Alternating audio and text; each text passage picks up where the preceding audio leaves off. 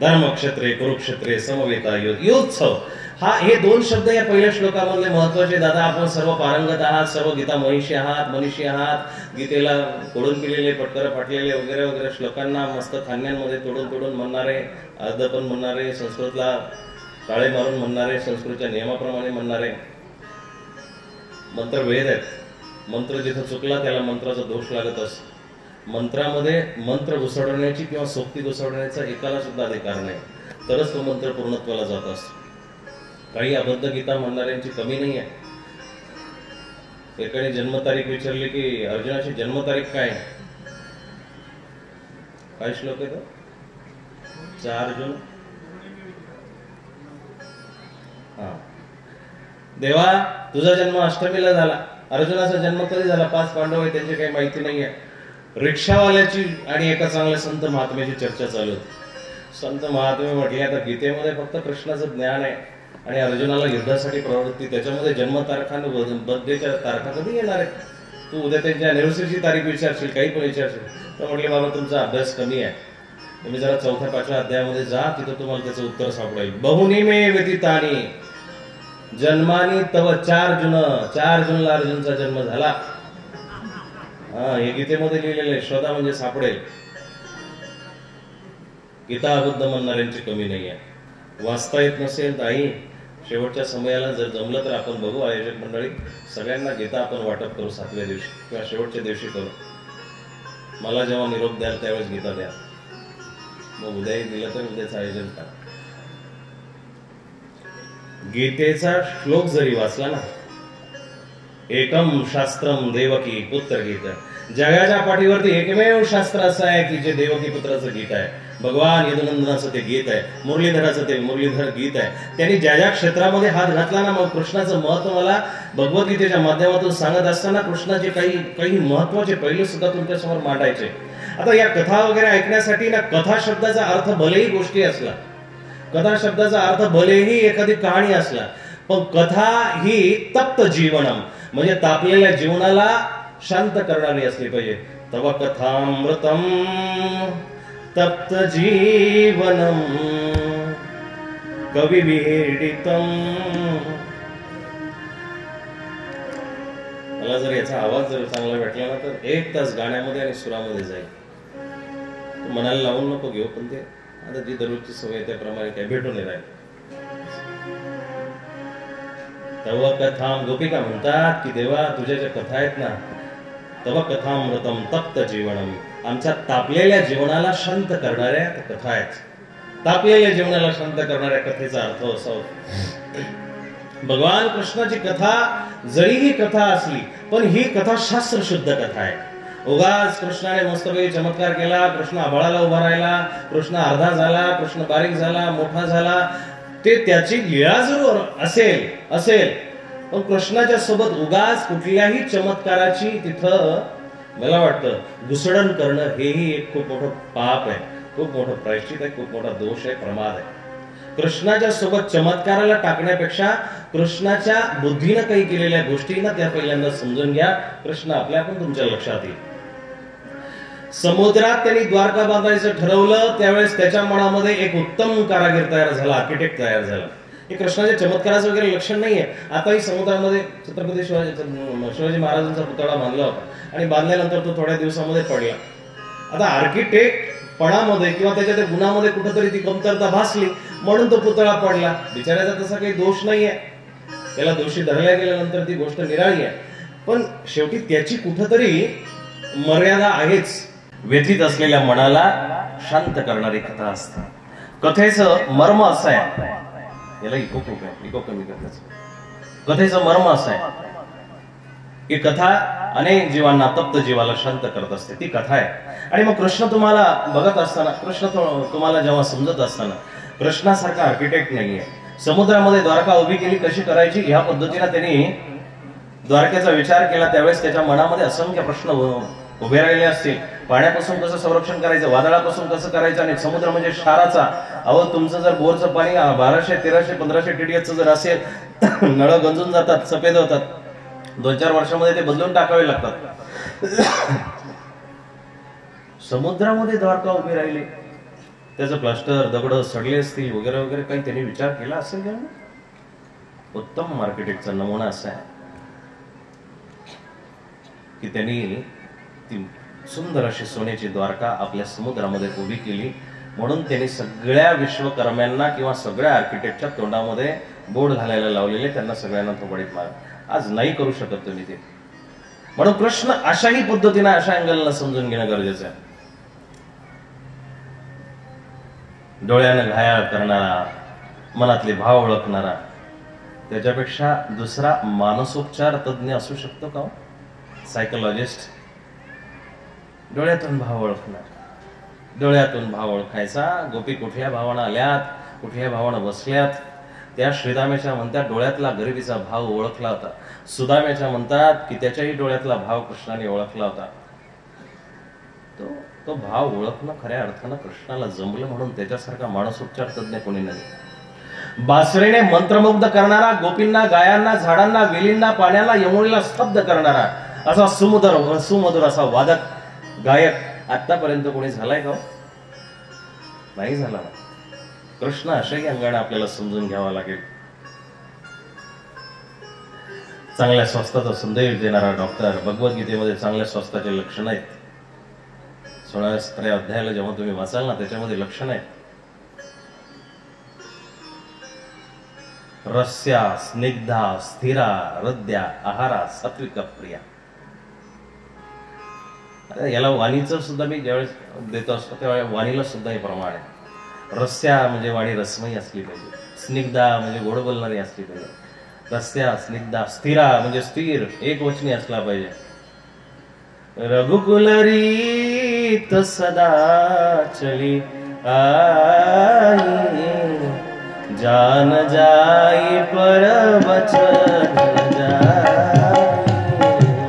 रघुकुल रीत सदा चली आई, जान जाई पर वचन जाई. जय मन मोहन कुंज बिहारी, जय मधुसूदन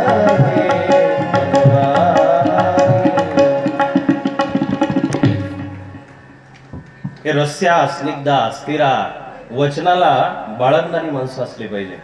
म्हणून एक विषय निघाला म्हणून सांगतो. रामायण जरी हरवलं, पुसल्या गेलं, सांप्रदायिक मंडळी कोणी बसली असेल तर बघा, लक्ष द्या. रामायण जर हरवलं किंवा पुसल्या गेलं किंवा कुठं गायब झालं, रामायण परत लिहिता येईल. कारण राम वनवासाला गेल्यानंतर काय करतात, वनवासामध्ये काय केलं हे ठरलेलं आहे.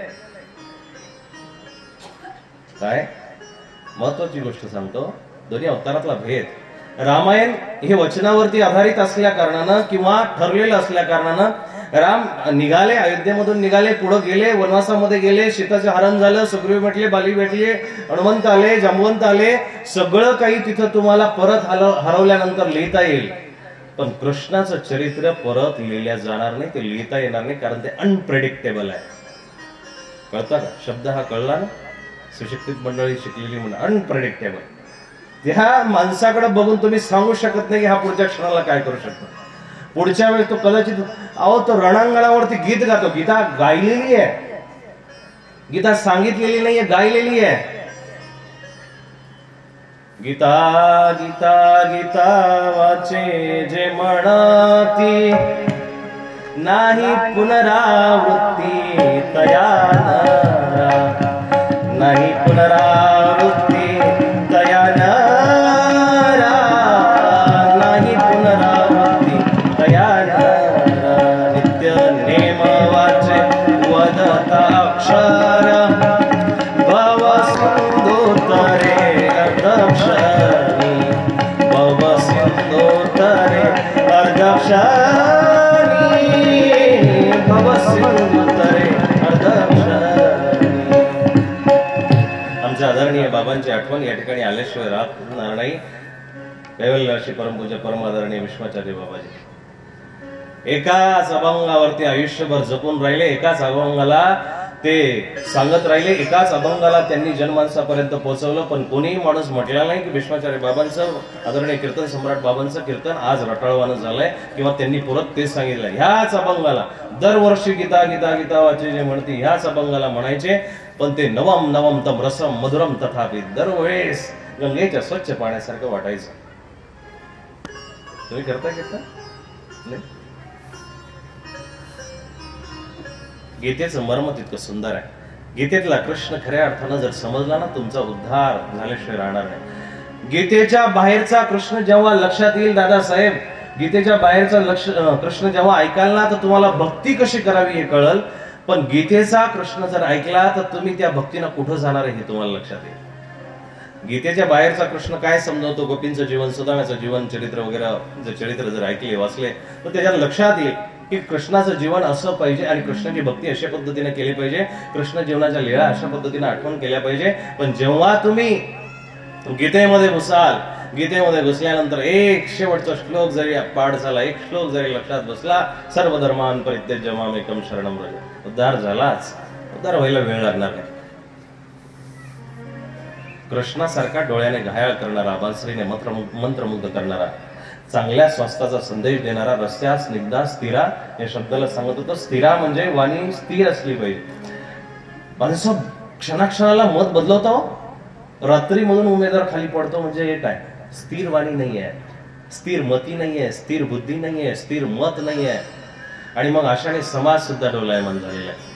आयांनो, दादांनो, तुम्ही पण बसलेले शेठ सावकार सगळे मालक चालक, दादा पाटील, सरपंच उपसरपंच, ग्रामसेवक, तलाठी जे जे बसलेले असतील, गृहिणी, सासवा, सुना, आत्या, ताई, काकू, मावशी, ननंदा, जावा, भावजया, भरपूर नाते आहेत. ते एक लिस्ट पाठ करायची मला त्या निवृत्ती महाराजांसाठी. ती एकदा पाठ केली का म्हणजे ते आता जावं लागतं सगळ्या स्टेजवरती. परत नंतर कोणी म्हटलं नाही पाहिजे. बाल भिक्षुक, बाल तपस्विनी, त्यागी तपस्विनी, घर सोडून आलेल्या, घरामध्ये राहणाऱ्या, घरातच देवपूजा करणाऱ्या, घरातच कपडे बदलवणाऱ्या, नवरा बायको सोबत कपडे बदलवणाऱ्या, संन्यास घेणाऱ्या, सगळ्यांचं नाव घेतो आणि सगळ्यांना दंडवत करून पुढे चालतो. सगळ्यांपर्यंत ही कथा पोहोचली पाहिजे. तेही शक्य नाहीये. काही म्हणतात की बाबा लोक घर सोडून संन्यास तर घेतात पण घरातच राहतात. तुम्ही 2 दिवस ऍक्टिंग करून दाखवा, ती ऍक्टिंग तुम्हाला जमणार नाही. भगवान श्री चक्रधर प्रभूंचं आणि भगवान गोपाल कृष्णाचं इथं भांडण होतं. काय भांडण होतं माहिती का? ते भांडण असं होतं, भगवान कृष्ण म्हणतात की मिथ्याचार सौच्यते. तुम्ही जर आतून जर करत नसाल तर त्याला मिथ्याचार म्हटलेले, डुप्लिकेटपणा म्हटलेले. पण आमचे सर्वज्ञ तुमच्या आमच्या पात्रतेला ओळखून इथं अवतरित झाले होते. म्हणून सर्वज्ञ म्हणतात की बाई, वरवडे करिता भितरासी, वरच्यावर तरी करा. नसल तुमच्या आतून जागृती होत असेल, नतून तुम्हाला भाव दिसत नसेल, तुम्हाला इथे यावं, अरे वरच्यावर तरी या, बसा. अरे बसल्यानंतर पावसामध्ये गेल्यानंतर हातपाय सोडायची गरज नाही लागत. पावसामध्ये उभे राहिले की सगळं अंग ओलं होऊन जातं. तसं इथं बसले तर इथल्या अमृताने तुमचं प्रत्येक अंग सिंचन केल्याशिवाय इथं बसा तर खरं. या बसा, उत्तिष्ठ जाग्रत प्राप्य वरांनी. मला ती गंमत अशी होईल, गीतेचं समोर ठेवलंय पण सुज्ञ मंडळी ते खाली ओढतात. काल परवाच एक जण म्हटले की गीता नुसती पुढे ठेवली आहे पण गीतेतला एक शब्द सुद्धा अजून सांगितला नाही. कारण पाठीमागची जी मंडळी आहे, पुढं जरी सुपिका असलं पाठीमागचं नापिक आहे, तिथे जग थोडंसं अजून पहिल्यांदा सुरुवातीला काय करतात, पाऊस पडल्या हलकं पीक पेरावं लागतं.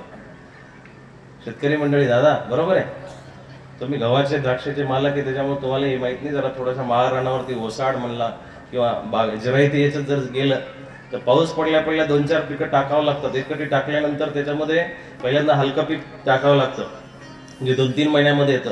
त्याच्यानंतर त्याच्या कडाने जे 4 महिन्याने येणारं असतं त्याला कडधान्य आपण म्हणतो, ते कडधान्य टाकावं लागतं.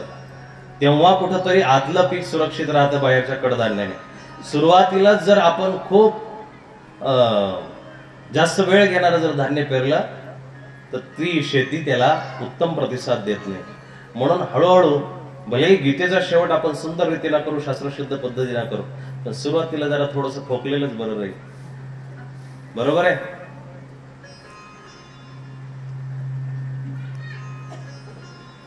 भगवान कृष्ण एकमेव असा अवतार आहे की त्याची अशी वेगवेगळी पात्र आहे, ती पात्र सगळ्यांना आवडणारी आहे, सगळ्यांना स्वीकार करता येणारी पात्र आहे. लहान लेकरू जरी असेल ना, त्याला मोठा कृष्ण म्हणजे तो देव वाटेल, पण त्याला त्याच्यासमोर जर तो लड्डू गोपाल आणून ठेवला ना, तो म्हणतो वा, बाकीचे सगळे खेळणे फेकून देईल तो आणि त्या लड्डू गोपालाकडे बघत बसेल, बाळकृष्णाकडे बघत बसेल. त्या लग्नाच्या आहेरामध्ये रंगणात देतात ना. तुमच्या आहेरात आला तर तांब्याचा रंगणात, बाकी सगळं चेपलं पण तांब्याचा रंगणात तरी साबूत आहे का? आहेरामध्ये देतात ना. तो का देतात तो? आई जास्त वेळ न लावता, जीवनभरामध्ये तुझी साथ कोणीही सोडेल, जीवनभरामध्ये तुझ्याकडे कोणीही जवळ येणार नाही, जीवनभरामध्ये तुझा हात कोणी धरणार नाही, जीवनभरामध्ये तुला कोणी मदत करणार नाही, तुझ्याजवळ कोणी उभं राहणार नाही, जीवनभरामध्ये तुला जेव्हा जेव्हा समस्या येतील, हा तुला आहेरामध्ये आलेला लग्नात समोर ठेव, हातावरती ठेव आणि तुझ्या आईवडिलांची आठवण कर. आईवडिलांची आठवण करता करता त्यांच्या संस्काराची आठवण कर आणि त्या रंगनाथाची दृष्टी मिळव. त्या रंगनाथाची दृष्टी मिळवून तू त्याच्यासोबत संवाद साध आणि संवाद साधल्यानंतर त्याच्यासोबत जेव्हा तू संवाद साधशील त्यावेळेस तुझं दुःख आपल्या पण हलकं होईल. तो रंगनाथ तुझ्या सदैव साथीला राहावा याच्यासाठी तुमचे आईवडील तुमच्यासोबत रंगनाथ देत असतात. लक्षात आलं? सदैव साथ राहावी. पतीनं साथ सोडली, अपघात काळाने निधन झालं, पतीला एखाद्या वेळेस तुझ्यासोबत मानसिक साथ दिली नाही, शारीरिक साथ दिली नाही, तो रंगनाथ जवळ ठेव. कारण याला शास्त्र प्रमाण सांगतं, कृष्ण माझी माता, कृष्ण माझा पिता, बहीण बंधू चुलता, कृष्ण माझा, कृष्ण माझा गुरु, कृष्ण माझा तारू, कृष्ण माझा सोयरा सज्जन, कृष्ण माझा. सगळी नाती त्याच्यासोबत याच्याच करता लावली, बाकी काही नकोय. तो एकमेव जर सोबत असेल ना, म्हणून व्यास सुद्धा म्हणतात की एकम शास्त्रम देवकी पुत्र गीत. जगाच्या पाठीवरती जर शास्त्र कुणाचं असेल तर भगवान कृष्णाचं शास्त्र. बाकी शास्त्र ते विरळे आहेत, बाकी नद्यांमधून मोटरे टाकून नेलेले पाणी आहे, सगळे काठाला राहतात. म्हणून सांगतो, बाकी जे शास्त्र आहेत ते नद्यांमध्ये मोटरी टाकून स्वतःच्या शेतापर्यंत पाईपलाईन करून नेलेले शास्त्र आहेत. पण नदीचा पाठ जर म्हटलं तर ते गीता आहे, एकमेव गीता आहे. श्रीमद भगवद्गीतेमध्ये कुठलेही मिश्रण. आणि 5000 वर्ष झाले दादा, तुम्हाला सांगू इच्छितो, जगाच्या पाठीवरती जेवढे पण धर्मग्रंथ झाले ते सगळ्यांचे पाठभेद झाले, सगळ्यांचे पाठभेद झाले. पण श्रीमद भगवद्गीतेचा एकही पाठभेद आतापर्यंत झाला नाही, एकही पाठभेद झाला नाही. कारण एकाने जरी एक श्लोक जरी पकडला, धर्मक्षेत्र श्लोक घ्यायचा आहे, आता धर्मक्षेत्र हा श्लोक घेत असताना त्याला 7ही दिवस चालवता येईल इतका मस्त श्लोक आहे. 7ही दिवस. धर्मक्षेत्र आणि कुरुक्षेत्र या श्लोकाला 7 दिवस आरामात चालू शकतात. 3 दिवसापासून जे नोट्स मी काढलेले त्याच्यातला अर्धा सुद्धा जो शब्द आलेला नाही, तरी घेऊ आपण. गीतेला दूषण नको लागायला. जे भोगते मंडळी आहेत, आणि एक आवर्जून तुम्हाला सांगा वाटतं, आता गर्दी वाढली आहे. आता गर्दी कधी वाढली आहे? 7:45. 7:45ला वाढली. 15 मिनिटं भजन करायचं आणि भोजनाला जायचं. असं रुटीन काही कामाचं नाहीये दादा. आई, भाकरी खाण्यामध्ये आयुष्य जाईल आणि 30 भाकर शेवटी गोळ्या खायला मजबूर करेल.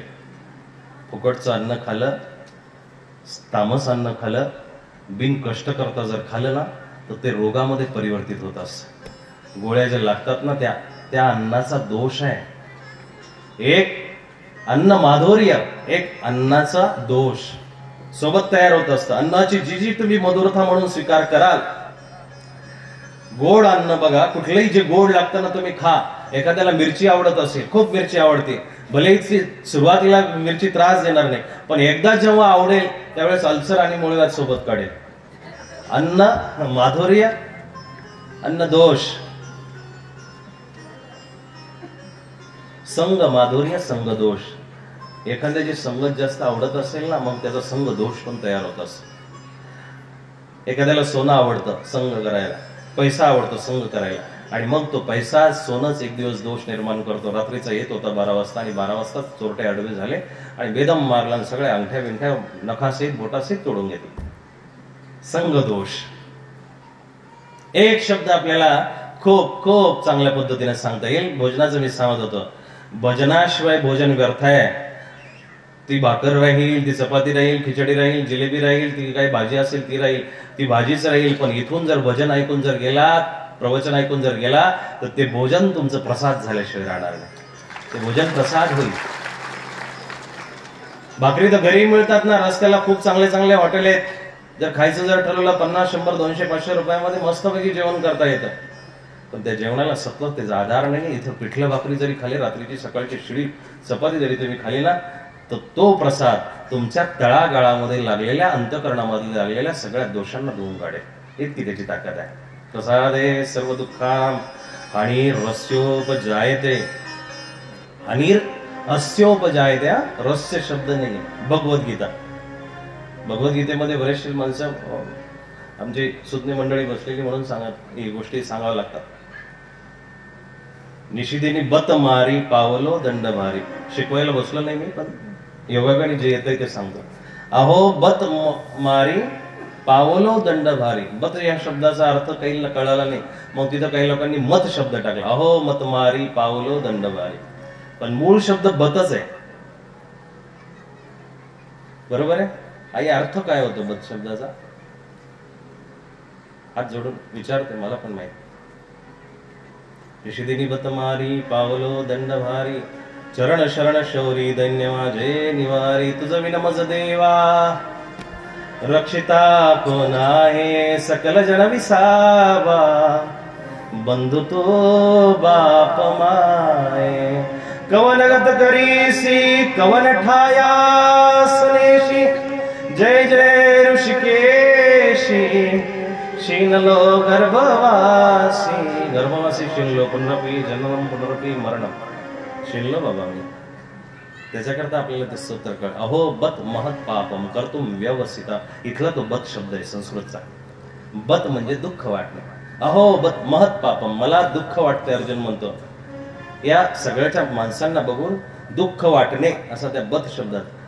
निशिदिनी बत मारी. निशिदिनी म्हणजे दररोज, बत म्हणजे मला दुःख वाटतं, मारी म्हणजे मी मारक असल्याचं, पापी असल्याचं मला दुःख वाटतं.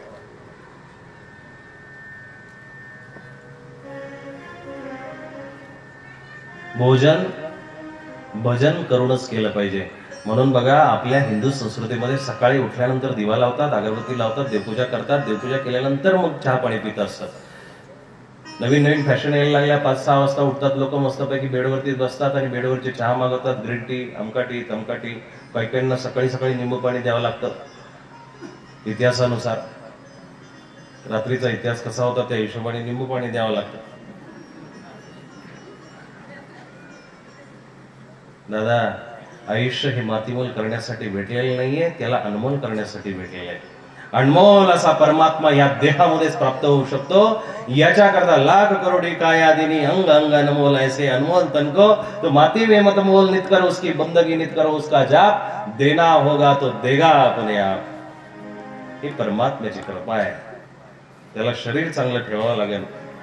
शरीर आद्यम खलुधर्म साधन. शरीर जर चांगलं असेल ना तरच त्या गोष्टीला मान्यता. विषय दुसरीकडे जाईल. उद्याच्या याच्यामध्ये मी तुम्हाला शरीराविषयी महत्व सांगणार आहे. भोजन कसं करू नका. सकाळी उठल्यानंतर देवधर्म करा. देवाचं एखादं स्तोत्र वाचा, एखादं पारायण वाचा. आणि पारायण वाचल्यानंतर देवपूजा करा. देवपूजेला 10-20 मिनिटं 50 मिनिटं वेळ द्या. आणि त्याच्यानंतर आपलं जे काही दररोजचं रुटीन आहे, खाणं पिणं जे काही असेल ते नंतर तुम्ही सुरू करा. संध्याकाळचं सुद्धा गोरज मुहूर्तावरती पहिली आपण देवपूजा करावी. आणि देवपूजा केल्यानंतर मग देवपूजा केल्यानंतर आपण भोजनाकडे वळावं. हा नियम आहे, आपल्या संस्कृतीचा नियम आहे. अहो सूर्य सुद्धा सकाळी उगवतो ना, त्याचं मांगल्यमय दर्शन देत असतो. दुपारी त्याचं प्रखरतेचं दर्शन असतं आणि संध्याकाळी परत सफेद तिकडे जात असतं. दिवसा आपण भलेही कर्म चांगल्या प्रखरतेने करत असाल, पण सकाळ संध्याकाळ तुम्हाला ही सत्वस्थता प्राप्त झाली पाहिजे, सात्विकता प्राप्त झाली पाहिजे. तरच तुम्ही प्रपंचामध्ये असाल तर पुण्यरूप व्हाल. तरच तुम्ही देवधर्मामध्ये असाल, परमार्थात असाल तर पुण्यरूप व्हाल. नाहीतर दगड पाण्यामध्ये आयुष्यभर जरी राहिला तरी तो ओला होऊ शकत नाही. परमात्मा असा साधा सुद्धा मिळणार नाही आपल्याला. तो प्राप्त करण्यासाठी आपल्याला व्यवस्थित समजून घ्यावं लागेल. जर मी 7 वाजता माझी सेवा पूर्णपणे द्यायला उपस्थित होतोय, तर तुम्ही तुमची सेवा 7 वाजता द्यायला काय हरकत आहे. आणि मग मस्तपैकी भजन जर ऐकलं तर संध्याकाळची व्यवस्था आहे ना आयोजकांनी केलेली, मग तिथं आपल्याला जायचं तर त्या टायमाला नको यायला. याचा दोष लागत असतो. त्याच्याही पुढे जाऊन मी तुम्हाला सांगतो की अन्न ग्रहण कधीही फुकटमध्ये करू नये. आलं का लक्षात? कुठेही भंडारा चाललाय, मस्तपैकी लंगर चाललाय आणि तिथं बसले, जेवायला भेटते, एका टायमाचं भागते म्हणून दादा बसू नका. जेव्हा हे अन्न, जेव्हा त्याचा अधिकार किंवा जेव्हा त्याचं गाडगं पूर्ण भरेल तेव्हा ते दोषामध्ये परिवर्तित होईल आणि ते दोष तुम्हाला रोगामध्ये, विकारामध्ये, कशा ना कशा तमतमीमध्ये तब्दील होतील. त्याचं मोल चुकवणं गरजेचं आहे. दाणे दाणे पर लिखा है खाणेवाले का नाम. खाण्यावाल्याचं नाव जरी लिहिलेलं असतं तर फुकट खाणाऱ्यांचं नाव नसलं पाहिजे. फुकट खाणाऱ्यांनी लक्षात घ्या, मी याच्याकरता सांगत नाही कारण माझ्या खिशातून तर काही चाललेलं नाहीये, ते काही माझ्या खिशातून जात नाहीये, ते जातंय तर ते अनेकांच्या घरातून आलेलं आहे. मग त्याच्यामध्ये ज्यांनी ज्यांनी सात्विक बुद्धीनं दिलं त्याचा नक्कीच प्रसाद होणार आहे. पण एखाद्याने जर अनितीनं कमवलेल्या धनामधून जर ते अन्न दिलेलं असेल तर ते अन्न तुमच्यामध्ये दोष निर्माण करेल. म्हणून त्या अन्नाचा मोबदला म्हणून ज्याच्याकडे धन नाहीये त्यांनी तन द्यावं, ज्याच्याकडे तन नाहीये त्यांनी मन द्यावं. कमीत कमी या 3 प्रकारे त्या अन्नाला सेवन करण्याचा प्रयत्न करावा. इथं आल्यानंतर भजन आपलं पूर्ण 1 तास आपल्याला ऐकलं जाईल हे तरी कमीत करावं. ईश्वराचं नामचिंतन करावं किंवा इथून खाऊन गेल्यानंतर, भोजन करून गेल्यानंतर 2-4 गाठ्या करून झोपावं, माळा करून झोपावं. ज्याला कुणाला माळा जमत असतील त्यांनी माळा कराव्या, ज्याला सूत्रपाठ वाचायचं त्यांनी सूत्रपाठ वाचावं, पारायण जमत असेल पारायण वाचावं, ज्याला याच्याही व्यतिरिक्त हरिपाठ वाचावा व शेवटच्या समयाला झोपताना किंवा शेवटच्या दिवसाच्या समयाला आपण देवाचं नामचिंतन करून झोपावं. ह्या त्या प्रसादाचा आपले एक प्रकारे उतराई होणार आहे. तर प्रसाद खाल्याचं कुठंतरी आपल्याला तिथं पुण्य मिळणार आहे. तसं खाऊन गेले आणि घरी गेल्यानंतर बिग बॉस लावलं, एखादी मालिका लावली, आई कुठं काय करते, ताई कुठं काय करते, पुण्य लाभणार नाही. चुकीच्या गोष्टी बघण्यामध्ये आपलं आयुष्य चाललंय. तर सकाळ संध्याकाळ तुमच्या 2-3 दिवसामध्ये मी घेईल ते की घराला कसं प्रसन्न ठेवता येईल. संपायचा वेळ झाला वेळ. आज 8:15 सांगितलं होतं, 8:15. ठीक आहे, 15 मिनिटं आहेत आणखी. तुम्हाला कळणारच नाही, पण आता कसं आहे, जसं जसं आपल्याला समोर येईल. धर्मक्षेत्र कुरुक्षेत्र गीतेला सुरुवात करू. औषध आहे तर भगवान कृष्ण सांगत असताना तुमच्या लक्षात आलं का, चांगल्या स्वास्थ्याचा संदेश देणारा डॉक्टर म्हणजे भगवान गोपाल कृष्ण. धर्मासाठी युद्ध करा असा म्हणणारा वीर कोण आहे हो? स्वतःच्या स्वार्थासाठी युद्ध करायला लावणारी माणसं जगाच्या पाठीवरती निर्माण झालेली आहे. पण धर्मासाठी युद्ध करा, मा मनुस्मर युद्धाचे, मला स्मरण युद्ध करा असं म्हणणारा वीर कोण आहे जगाच्या पाठीवर? नेहमी नेहमी स्पीड मध्ये सुदर्शन चक्रांना साबूत ठेवणारा, काबूमध्ये ठेवणारा आणि सदैव स्थिर ठेवणारा इंजिनियर जगाच्या पाठीवरती कोणी आहे? कोणीच नाही. त्याच्या व्यतिरिक्त कोणीच नाही. हा तुम्हाला समजला पाहिजे हो. तो शिक्षक आहे, तो व्यवसायी आहे, राजकारणी आहे, कलाकार आहे, गीतकार आहे, संगीतकार आहे, कृषी तज्ञ आहे, गोतज्ञ आहे, माणस तज्ञ आहे, तत्वज्ञ आहे, सगळं काही तो आहे. सगळ्या काही उपमा त्याच्या जवळ आहेत. मल्टी टॅलेंटेड याला म्हणतात, मल्टी टॅलेंटेड जगाच्या पाठीवरती. म्हणून कृष्ण चमत्कारिक ही बाब फक्त 10-20% लक्षात घेण्यासारखी आहे. कृष्ण वास्तविक जास्त आहे, कृष्ण वास्तविक जास्त आहे. म्हणून रामायण मी तुम्हाला सांगत होतो की रामायण लिहिलं जाईल पण कृष्णाचं चरित्र परत लिहिलं जाणार नाही, कारण तो अनप्रेडिक्टेबल आहे. त्याची तुम्ही भविष्यवाणीच करू शकत नाही. हा माणूस पुढच्या वेळेला काय करू शकतो, पुढच्या समयाला काय करू शकतो, पुढच्या वेळेस त्याच्याकडे काय होऊ शकतं हे तुम्हाला आम्हाला सांगता येत नाही. इथं येत असताना आवर्जून तुमच्यातलं कृष्ण तत्व, तुमच्यातलं आत्मतत्व त्या कृष्ण तत्वापर्यंत कसं पोहोचत करता येईल याची जबाबदारी घेऊन तुम्ही इथे येत जा. आज तुम्ही एक सेवेला मुकणार आहात, त्या म्हणजे मेणबत्त्या. त्याचं कारण असं की घरामध्ये जर पडल्या असत्या तर लगेच तेवढ्या लगेच साफ करून घेतलं असतं, लगेच काढून घेतलं असतं. पण इथं कार्पेट मंडपवाल्याचे म्हणून त्यांनी तसेच ते सफेद डाग कावळे संडास केल्यासारखे तेच टाकून गेले. काय त्या आरतीला अर्थ आहे? मी कालच स्वच्छतेच्या परवा दिवशी ते महत्व सांगत होतं, पण ठेवली नाही तुम्ही. तुम्हाला प्रत्येकाच्या हातामध्ये ती आरती आली होती, महाआरती आली होती, पण त्याचं भान ठेवलं नाही. बंधूंनो, धर्म हा खूप सजगतेनं करावा लागतो, सात्विकतेनं करावा लागतो, सावध होऊन करावा लागतो, तेव्हा धर्म समजत असतो. आयुष्यभर जेव्हा तुम्ही ते व्रत घेता, मंगळसूत्र वरच्यावर तुम्ही गाठता, कारण त्यातला एखादा मणी सांडू नये, पडू नये, खराब होऊ नये. तसं धर्माचं सूत्र ज्यावेळेस तुम्ही गळ्यामध्ये बांधलं ना, त्यावेळेस तुम्ही हे लक्षात ठेवलं पाहिजे की माझ्याकडून माझ्या धर्माला कुठंच गालबोट लागता कामा नये. हे तत्व तुम्ही लक्षात ठेवणं गरजेचं आहे. तरच तुम्ही धार्मिक, तरच तुम्ही आध्यात्मिक, तरच तुम्ही सात्विक आहात, तरच तुम्ही सात्विक आहात. ईश्वराची ही सेवा आपण ऐकत असताना, धर्मचिंतन ऐकत असताना आपण आपल्या धर्माला जागृत करणं ही तितकंच महत्त्वाचं आहे. धर्म जर तुमच्या मनामध्ये जागृत असेल तर तुमचं जीवन घडणार आहे, पण धर्म जर जागृत नसेल तर त्या जीवनाला काहीच अर्थ नाही, काहीच अर्थ. असं जीवन जनावरांच्या बरोबरीचं जीवन आहे. धर्मेण हीना पशुभी समान, असं जीवन काही कामाचं जीवन नाही. ईश्वराला सदैव धन्यवादासाठी तुम्ही ठेवत जा. ईश्वराच्या धन्यवादास तुम्हीही पात्र झाले पाहिजे. कारण त्याच्या नजरेमध्ये जर आपण पात्र झालो ना, एकदा का त्याच्या नजरेमध्ये आपण पात्र झालो तर तो आपला अभिमान घेतल्याशिवाय राहू शकत नाही. मग महाभारताच्या युद्धामध्ये 2 माणसांचा त्यांनी अभिमान घेतला, उद्धवाचा आणि अर्जुनाचा. जेव्हा तो प्रसंग घडतोय, भीष्मासमोरचा प्रसंग घडत असताना जेव्हा त्यांनी ते रथाचं चाक उचललं तेव्हा भीष्माने त्याला विडंबना केल्यासारखं, चेष्टा केल्यासारखं विचारलं, कृष्णा अरे वचनाला न जागणारा, अरे तुझ्या कुळाचा किती मोठा इतिहास आहे, त्या कुळाच्या इतिहासामध्ये तू किती वचनांना जपणारा असा म्हणून व्हायला पाहिजे होता. तुझं चरित्र असं स्थिर सावर चरित्र असायला पाहिजे होतं, पण तू प्रत्येक क्षणाला बदलतोय, प्रत्येक क्षणाला वेगळं वागतोय. हे वागणं तुझं बरं आहे का? बरं नाही हे वागणं. त्यावेळेस कृष्ण म्हणतो की प्रबल प्रेम के पाले पडकर प्रभु को भी नियम बदलते देखा. प्रबल प्रेमामध्ये जेव्हा मी वश होतो ना, तेव्हा मला हे नियम बियम काही बाध्य करत नाही. उद्धवा अर्जुनाच्या केसाला जरी धक्का लागेल, एरीवाईचे डोळे या पृथ्वीला त्या पृथ्वीवरती आपटून मी सर्वनाश करून टाकेल. कारण ते योमत भक्त समे प्रिया, माझा भक्त मला प्रिय आहे. आणि त्या प्रिय भक्ताच्या केसाला जरी धक्का, आपण झालं पाहिजे ना. आपण त्या नश्वर व्यक्तीचे भावाचे बहिणीचे प्रिय होण्याचा प्रयत्न करतो. त्यांचे प्रिय झाले तर तात्पुरता हिशोब लागेल, पण त्याचा जर प्रिय झाले तर जन्मभराचा अनंत काळाचा हिशोब लागून जाईल. संसारामध्ये प्रियता तिथपर्यंतच आहे, दुष्टता तिथपर्यंतच आहे, गोडी तिथपर्यंतच आहे की जोपर्यंत देणं घेणं चालू आहे. जने सुखाचे दिल्या घेतल्याचे, अंतकाळीचे बा कोणी नाही झाल्या घेणं शक्ती.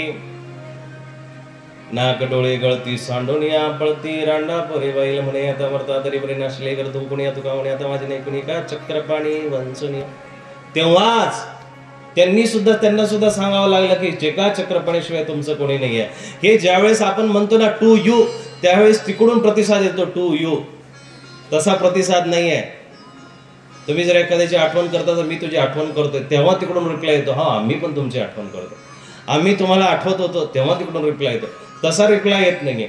कुठून तरी घेणं देणं आहे, साठलोटा आहे. या जगामध्ये राहत असताना सगळ्या ऋणानुबंधनाच्या गाठी आहे, पण त्याची कृपा तुमच्यावरती सदैव राहत असेल आणि तुम्ही त्याचा सदैव धन्यवाद. अहो दादा, एखाद्याने ग्लास भरून पाणी दिलं तरी आपण त्याला थँक्यू म्हणतो, मनातून धन्यवादाचा भाग आपण जागवतो, मनातून धन्यवाद देतो. एखाद्याने जेवण दिलं तर त्यालाही आपण सात्विकतेने धन्यवाद देतो, आभारी आहोत. एखाद्याने नुसता रस्ता जरी सांगितला, गुगल मॅप समोर असून सुद्धा जरी एखाद्याने रस्ता सांगितला तरी आपण त्याला थँक्यू म्हणतो. आजकाल यंत्रांनी माणसाची गरज इतकी कमी करून टाकली. गुगल मॅप लावतात आणि रस्ते 400-500 किलोमीटर सदैव चालत राहतात. पण डोळसपणाने यंत्रावरती विश्वास केला पाहिजे. पाठीमागं मुंबईच्या कुठेतरी घटना घडली, गुगल मॅप चालून मस्तपैकी चालले होते आणि मोठ्या हायवेला चालले होते, पण पुढे रस्त्याचं काम होतं, रात्रीचा प्रसंग होता, लक्षात आलं नाही, पुढे रस्ताच झालेला नव्हता, तो तिथं खड्ड्यामध्ये गेला. पण त्याच गुगल मॅपवरती विश्वास टाकण्यापेक्षा चौकामध्ये बसलेलं एखादं काठी टेकवणारं म्हातारं जरी असलं, त्याला जर तुम्ही विचारलं असतं ना की आजोबा हा रस्ता कुठं जातो, त्यांनी भरेही त्याच्या तोंडामध्ये दात नसलेल्या तोंडाने तुम्हाला सांगितलं असतं तरी चुकीचा रस्ता सांगितला नसता. चुकीचा रस्ता तरी सांगितला नसता, तुम्हाला यथोचित पोहोचवलं असतं. वरून तुम्हाला तुमच्या कुळाबद्दलही माहिती काढून घेतली असती. का रे तू गोम्याचा का, तू का रे चिम्याचा का, हो मी तिकडून आल्या, हा का, तुझ्या बापाला विचारलं म्हणून सांग. वरून म्हाताऱ्या माणसाने असं सुद्धा सांगितलं असतं. बरोबर आहे की नाही? पण यंत्रावरती आपण इतकं अधीन झालेले आहोत. यंत्राच्या विषयी उद्या परवा परत असे विषय घेणंही गरजेचं आहे. सामाजिक प्रबोधनही गरजेचं आहे, कारण युट्यूबच्या द्वारे बरीचशी माणसं त्याला ऐकत आहेत. श्री गीता परिवार नावाचं युट्यूब चॅनल आहे. त्या युट्यूब चॅनलच्या द्वारे 11-12 हजार त्याला सदस्य आहेत. त्या सदस्यांच्या माहितीसाठीही ते टाकावं लागतं, द्यावं लागतं. तुम्ही त्याचे सदस्य व्हा आणि ऐका. घर बसल्या या सगळ्या सेलचा लाभ घेऊ शकता तुम्ही. पण बिस्तऱ्यावरती झोपता झोपता ते ऐकायचे नसतात तत्वचिंतन. जेव्हा तुम्ही सात्विक भावाचे असाल ना, आमची बरीचशी युट्यूब मंडळी काल भेटली, मला सांगत होती बाबा आम्ही तिथंही ऐकतो, इथंही ऐकतो, इथं आवर्जून आलो ऐकण्यासाठी. आले, बरं झालं, चांगली गोष्ट येत आहे, पण काहीतरी घेऊन जा.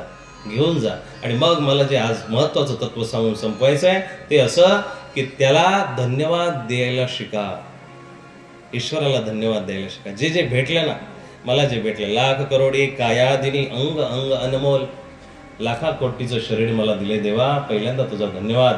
मी या शरीराला नासवणार नाही, मी या शरीराला खराब करणार नाही. मी कुठल्या तरुण वयामध्ये, तरुण मंडळी पाठीमागं बसलेली भूषण दादा, तरुण वयामध्ये बऱ्याचशा चुकीच्या गोष्टी घडतात, पण एकदा चूक झाली तो माणूस, दुसऱ्यांदा चूक झाली तो राक्षस, आणि तिसऱ्यांदा चूक झाली तो गाढव.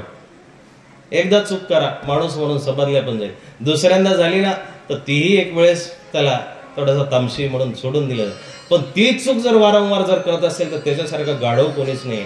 पण गाढव म्हटल्यानंतर त्याचं फक्त जिनं काय, जन्माला आला हेलान पाणी हो, बस, याच्या व्यतिरिक्त काही नाही.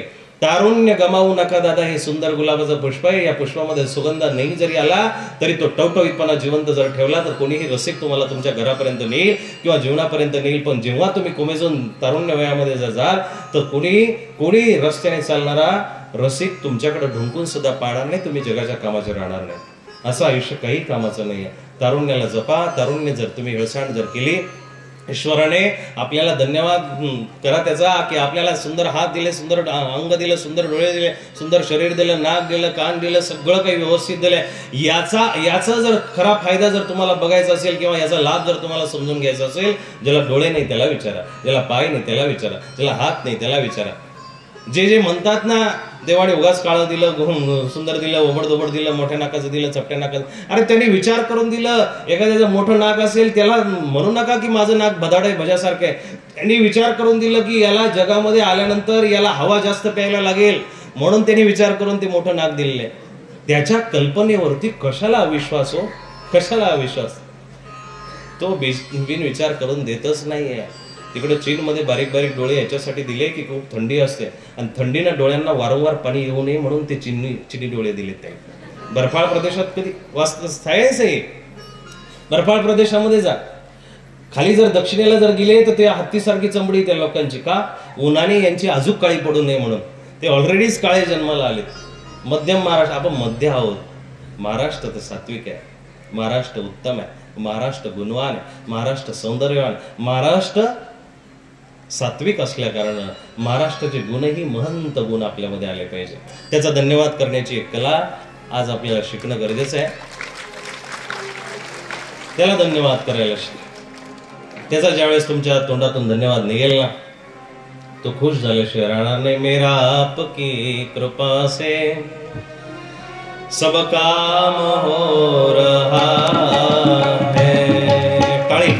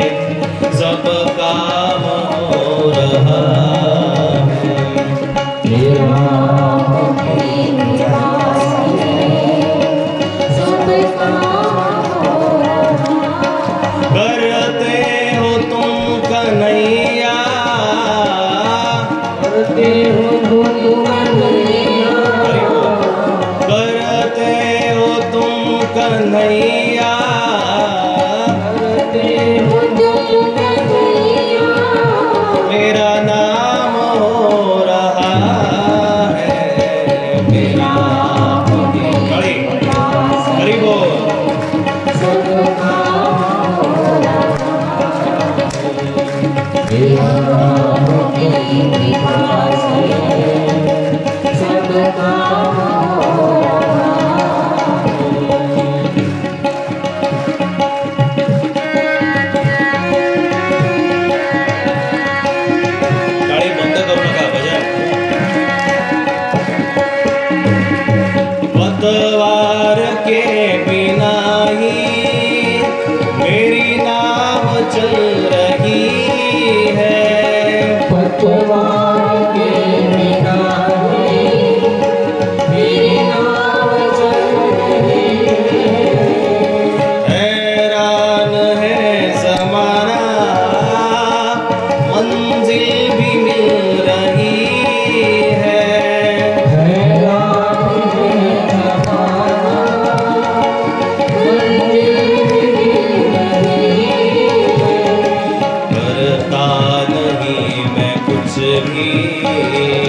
करता सब काम हो रहा है।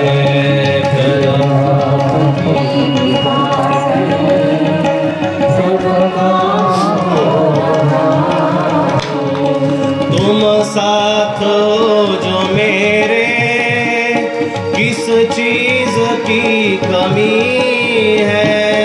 तुम साथ जो मेरे किस चीज की हरि तुम साथ जो मेरे किस चीज की कमी है। तुम साथ जो मेरे किस चीज की कमी है। तेरे साथ गुलाम अब, तेरे साथ गुलाम अब गुलफाम हो रहा है। तेरा सब काम हो रहा है।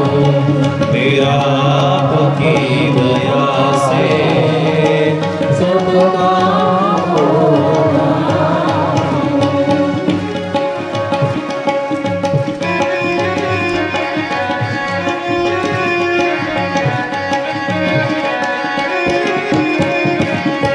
तुझे हर कदम कदम पर तूने दिया सहारा।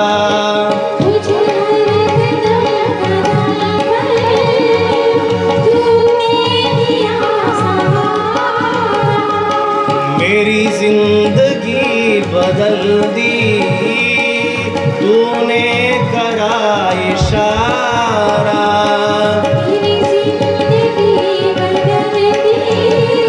हरि बोल। मेरी जिंदगी बदल दी तूने करा इशारा।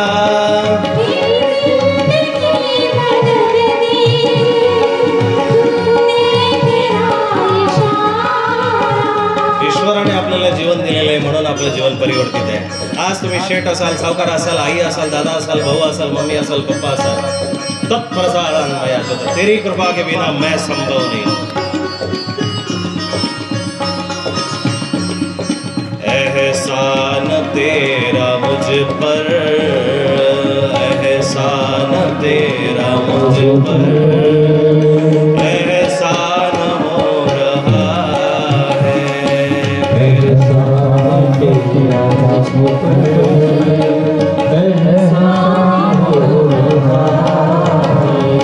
करते हो तुम कन्हैया, करते हो कन्हैया, करते हो तुम कन्हैया, करते हो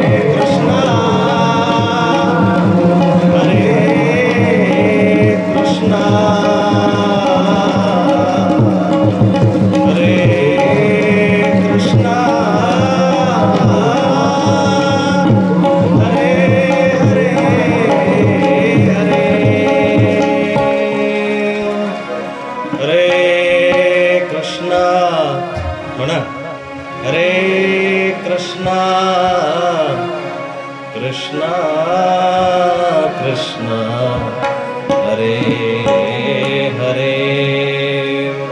झालेली सेवा ईश्वर अर्पण करूया. आजच्या दिवशी तुम्ही आलात. आज कथेला खऱ्या अर्थानं पूर्वरंग चढलेला आहे, उत्तरंग चढलेला आहे. लहान लेकरू जन्माला आलं तर आपण त्याचे आडाखे मांडतो. उठून